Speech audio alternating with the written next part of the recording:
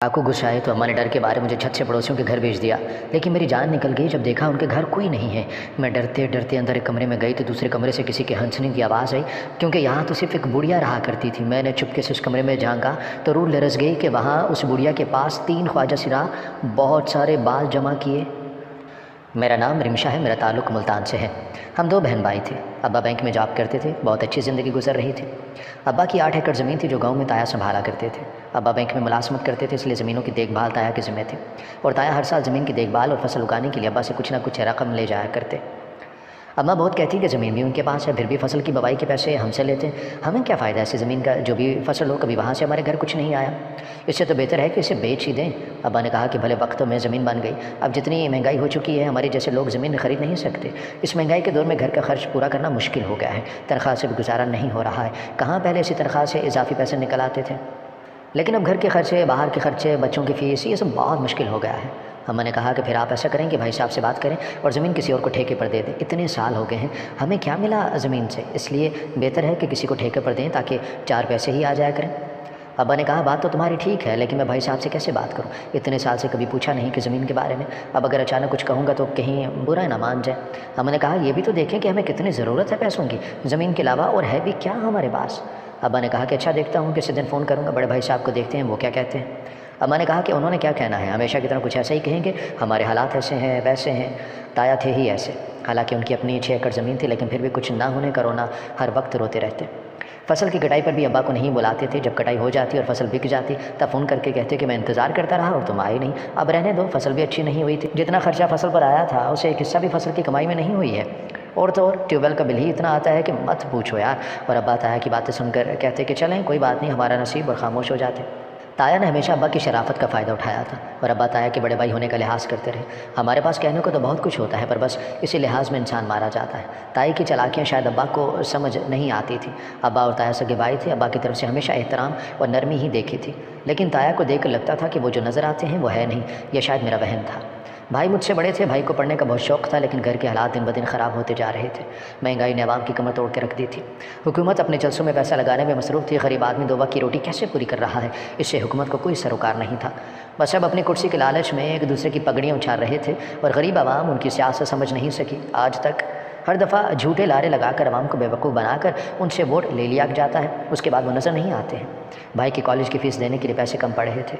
अम्मा अब्बा बहुत परेशान थे। एक दिन अम्मा ने कहा कि आप अपने भाई साहब से बात क्यों नहीं करते, उनसे कहें कि कुछ पैसे उधार समझ कर ही दे दें, हमारे बेटे के मुस्तकबिल की बात है। अब्बा ने ताया को कॉल की और सारी बात बताई। अब्बा ने कहा कि मैं आपसे ज़मीन के पैसे नहीं मांग रहा, बस आप उधार दे दें, बेटे की फ़ीस अदा करनी है वरना इसका साल ज़ाया हो जाएगा। ताया कुछ देर खामोश रहे, फिर कहा कि अच्छा मैं कुछ करता हूँ, तुम फिक्र ना करो, शाम तक पैसों का बंदोबस्त करके तुम्हें बता दूँगा। अब्बा ताया का दिल से शुक्रिया अदा करने लगे। अब्बा ने कहा कि शुक्र है भाई साहब पैसे देने के लिए मान गए, बहुत बड़ी टेंशन सर से उतर गई।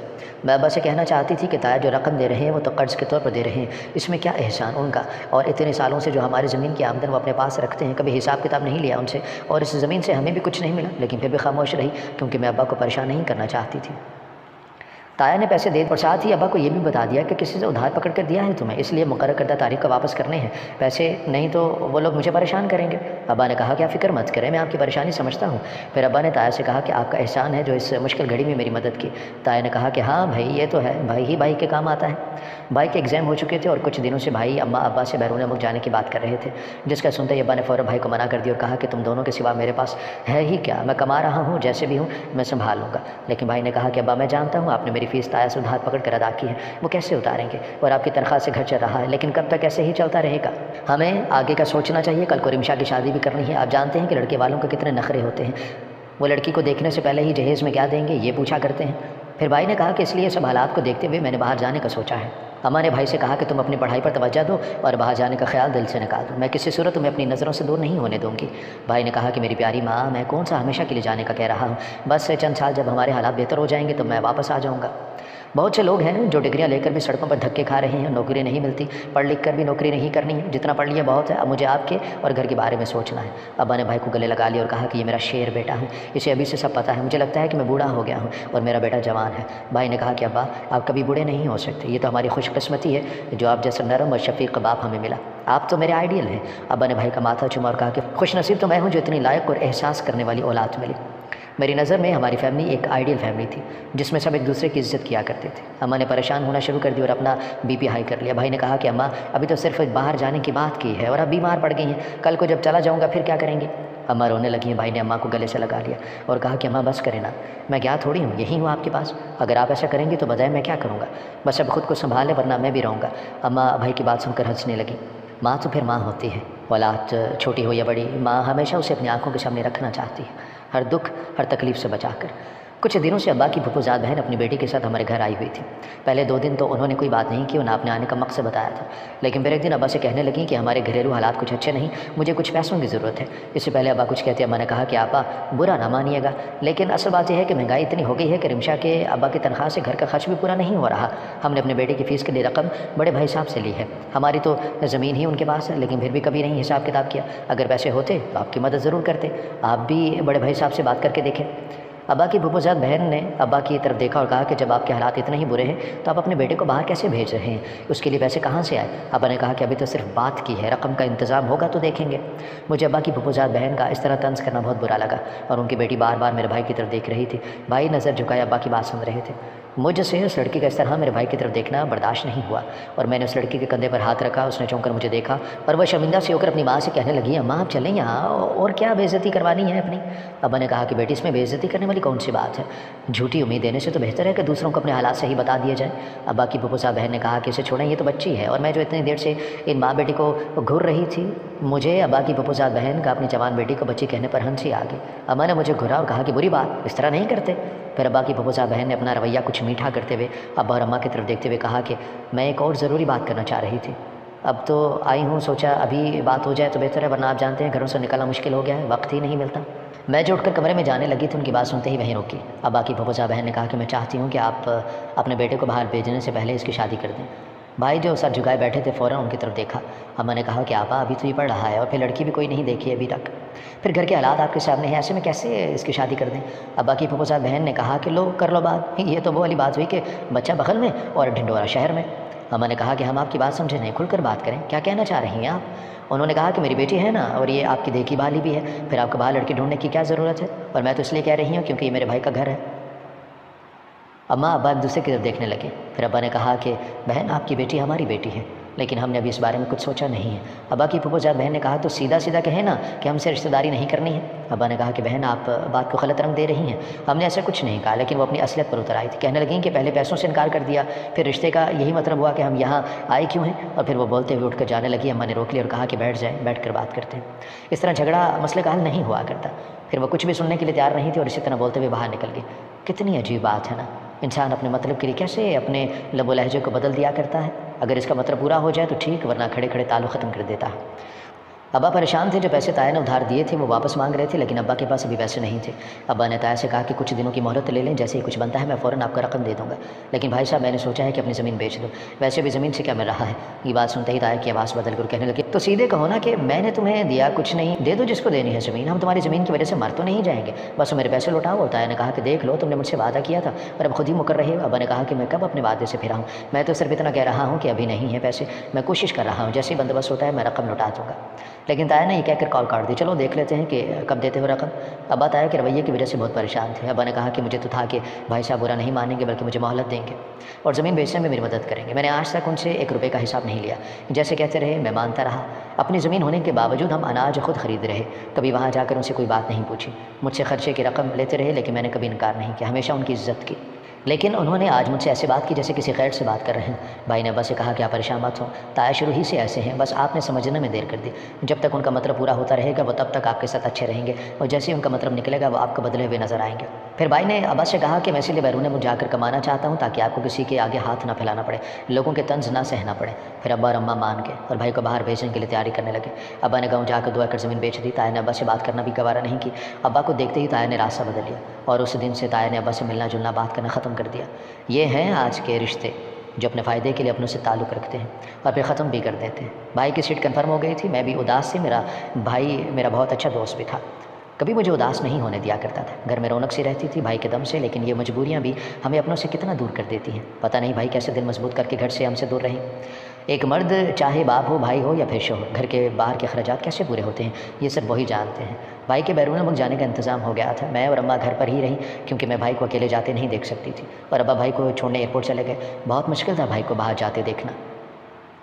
بہت دن تک گھر میں اداسی رہی، سب چپ چپ سے تھے۔ پھر بھائی نے وہاں پہنچ کر رابطہ کیا تو ہمارے دل کو تسلی ہوئی، اور اس دن مجھے شدت سے احساس ہوا کہ مرد کسی بھی صورت میں ہو آپ کے لیے ایک مضبوط ڈھال ہوتا ہے۔ بھائی ہو، باپ ہو یا شوہر، وہ اپنی ساری پریشانی اپنے مضبوط کندھوں پر لاد کر ہمیں ہلکا پھلکا چھوڑ دیتے ہیں۔ ہمارے گھر میں ڈاکو گھس آئے تو میں نے ڈر کے مارے مجھے چھت سے پڑوسیوں کے گھر بھیج دیا، لیکن میری جان نکل گئی جب دیکھا کہ ان کے گھر کوئی نہیں ہے۔ میں ڈرتے ڈرتے اندر کمرے میں گئی تو دوسرے کمرے سے کسی کے ہنسنے کی آواز آئی۔ میں چونک گئی کیونکہ یہاں تو صرف ایک بڑھیا رہا کرتی تھی۔ میں نے چپکے سے اس کمرے میں جھانکا تو روح لرز گئی کہ وہاں اس بڑھیا کے پاس 3 خواجہ سراہ بہت سارے مال جمع کیے بیٹھے تھے۔ میں نے ان کے جانے کا انتظار کرنے لگی تاکہ وہ جائیں تو اس بڑھیا سے پوچھوں کہ یہ کیا معاملہ ہے، پھر وہ دوبارہ آنے کا کہہ کر بڑھیا سے مل کر چلے گئے۔ میں جیسے ہی بڑھیا کے کمرے میں داخل ہوئی وہ مجھے دیکھ کر حیران ہو گئی اور مجھے کہا کہ لڑکی اس وقت یہاں کیا کر رہی ہو؟ میں نے کہا کہ بی اماں پہلے آپ بتائیں، آپ تو کہتی تھیں کہ آپ کا کوئی بھی نہیں ہے، آپ تنہا ہیں، پھر یہ لوگ آپ سے اس وقت ملنے کیوں آئے تھے اور یہ لوگ کون ہیں؟ بڑی اماں نے ایک لمبی سانس لی اور کہا کہ بس ہم انسان اپنی اکڑ اور غرور میں اتنا آگے نکل جاتے ہیں کہ یہ بھی بھول جاتے ہیں کہ اوپر بھی ایک ذات اللہ تعالیٰ کی ہے جو سب دیکھ رہا ہے۔ کہیں نہ کہیں کبھی نہ کبھی وہ ہمارے کیے کی سزا ہمیں جلد یا دیر ضرور دیا کرتا ہے، اور خاص کر جب انسان انا میں آ کر دوسروں کو خود سے کمتر سمجھے۔ جب اللہ تعالیٰ نے سب کو برابری کا حق دیا ہے پھر ہم کون ہوتے ہیں جو کسی کو خود سے کمتر سمجھے؟ اتنا کہنے کے بعد بڑی اماں پریشان سے کسی سوچ میں گم ہو گئی۔ میں نے کہا کہ بی اماں کیا ہوا، مجھے بتائیں۔ وہ کہنے لگیں کہ میں خود کو بہت خوبصورت اور اعلیٰ سمجھا کرتی تھی، جب سے جوان ہوئی تھی کسی کو خاطر میں نہیں لایا کرتی تھی۔ میرے گھر والے مجھے بہت سمجھاتے لیکن میں کچھ سمجھنا ہی نہیں چاہتی تھی۔ پھر جب میری شادی ہوئی اور سسرال جب 1.5 سال بعد میری گود بھرائی کا وقت آیا میں بہت خوش تھی۔ اس وقت کچھ خواجہ سرا گھر میں آئے، مجھے بہت غصہ آیا اور مجھے مبارکباد دینے لگے، اور پھر کہنے لگے کہ بی بی اللہ تعالیٰ نے تیری گود ہری کر دی، اس خوشی کے موقع پر ہمیں بھی کوئی نذرانہ دے۔ میں نے کہا کہ پہلے تو تم لوگ بنا اجازت میرے گھر میں گھس آئے اور اب مجھ سے نذرانے مانگ رہے ہو۔ مجھے بہت غصہ آیا، میری ساس نے مجھے روکا کہ بہو رک جاؤ، ایسے مت کرو، لیکن میں نے ان کی ایک نہ سنی۔ میں نے انہیں دھکے دے کے گھر سے نکالنے لگی۔ میں نے کہا کہ تمہاری اوقات ہی کیا ہے جو مجھ سے مقابلہ کرو گے، اور وہ جاتے جاتے رک گئے۔ انہوں نے کہا کہ ہم جو ہیں اس میں ہمارا کیا قصور؟ اللہ تعالیٰ نے ہمیں اور تمہیں پیدا کیا ہے، اس میں انسان کیا کر سکتا ہے؟ نہ تم نے خود کو اپنے آپ کو بنایا ہے اور نہ ہم نے خود اپنے آپ کو بنایا ہے۔ کون ہمارے جیسا بننا چاہتا ہوگا؟ یہ سب تو اوپر والے کے کام ہے، پر عزت نفس تو سب کی ہوتی ہے، اور آج تم نے ہمارے سارے محلے والوں کے سامنے ہمیں بے عزت کیا ہے۔ اللہ تعالیٰ اس کی سزا تمہیں ضرور دے گا۔ خدا کرے کہ تمہارے گھر بھی ہماری طرح خواجہ سرا پیدا ہو، پھر تمہیں پتہ چلے کہ ہماری زندگی کتنی مشکل ہے، اور خواجہ سرا کے ماں باپ کیسے زندگی جیتے ہیں، ہم لوگ تو روز مرتے ہیں۔ میں نے کہا کہ جاؤ جاؤ، بڑے آئے بد دعا دینے والے۔ میری ساس نے کہا کہ بہو ان کی بددعا لگ جاتی ہے، ابھی وقت ہے، انہیں واپس بلاؤ اور معافی مانگ لو۔ میں نے اپنی ساس سے کہا کہ کیا ہو گیا، ایسا کچھ نہیں ہوگا، آپ ایسے ہی پریشان ہو رہی ہیں۔ اس بات کو 3 ماہ گزر گئے اور میں بھول چکی تھی ایسا کچھ ہوا ہے۔ پھر مجھے عجیب عجیب قسم کے خواب آتے، میں ان خوابوں کو اپنا وہم سمجھ کر بھول جایا کرتی، لیکن جب میرے ہاں بچے کی پیدائش ہوئی تو میری ساس رونے لگی اور میرے شوہر سے کہنے لگی میں نے کہا تھا کہ ان کی بددعا لگ جاتی ہے، لیکن تمہاری بیوی نے میری بات نہیں مانی، اب کچھ نہیں ہو سکتا۔ میں سکتے کی حالت میں اپنے بچے کو دیکھنے لگی۔ میں نے تو کبھی سوچا بھی نہیں تھا کہ میرے ساتھ ایسا ہو جائے گا۔ اس کے بعد جب اگلی دفعہ 2 بچے پیدا ہوئے تو وہ بھی خواجہ سرا تھے۔ میرے شوہر نے مجھے طلاق دے دی، میں ان بچوں کو لے کر بہت دور آ گئی۔ میں جان چکی تھی کہ مجھے میرے کیے کی سزا ملی ہے، میں تنہا رہنے لگی۔ ان بچوں کو خواجہ سرا لے گئے، اور جب جوان ہوئے تو روز رات کو مجھ سے ملنے کے لیے لے کر آتے ہیں۔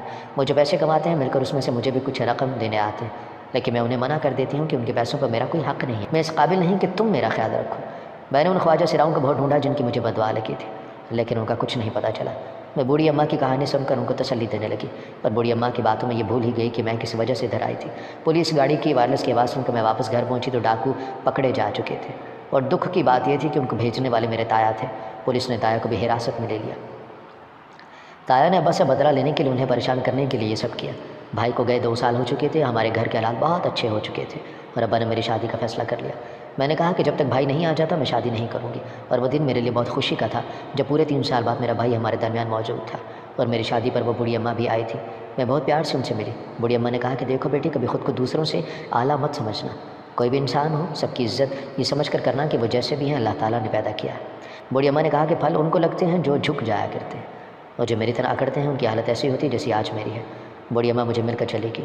بوڑھی اماں نے سچ ہی کہا تھا کہ جب سب کو بنانے والا صرف اللہ ہے تو پھر انسان کا خود پر غرور کیسا؟ ہر انسان کی عزت نفس ہوتی ہے، اور ہمیں اس بات کا خیال